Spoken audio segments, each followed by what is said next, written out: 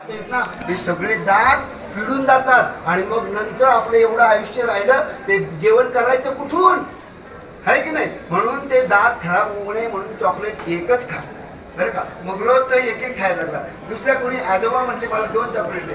आजोबा चॉकलेट खाऊ नका दात पिळतात म्हणजे तोच आजोबाला आता शिकवायला आहे का नाही. म्हणजे त्याच्या भाषेमध्ये जर सांगितलं तर त्याला कळतं. तेव्हा आपल्या भाषेमध्ये आपल्या संत रूपाने प्रगट झाले आणि आपल्याला ज्ञानेश्वरी सांगण्याचा प्रयत्न केला. आणि ज्ञानेश्वरी सांगत असताना माऊली सांगतात सहज ब्रह्मरसाचे पाजणे अर्जुना लागी केले नारायणे तेथे अवसरी पाहुणे पातलो आम्ही. म्हणजे हे ब्रह्मरसाचं भोजन भगवंतांनी अर्जुनासाठी केलं.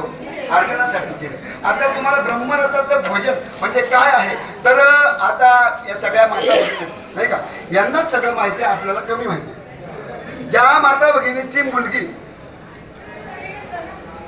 डिलिव्हरी झाली तिला मूल झाल्यानंतर ती मुलगी आपली सासरी जाणार आहे माहेरी येते आणि माहेरी आई तिचे फार लाभ होते. पण सासू सासू आमचा आबासाहेब गायकवाड अंत्यकरणापासून माळशिरसपासून पुण्याला आले पुन्हा आपल्यासोबत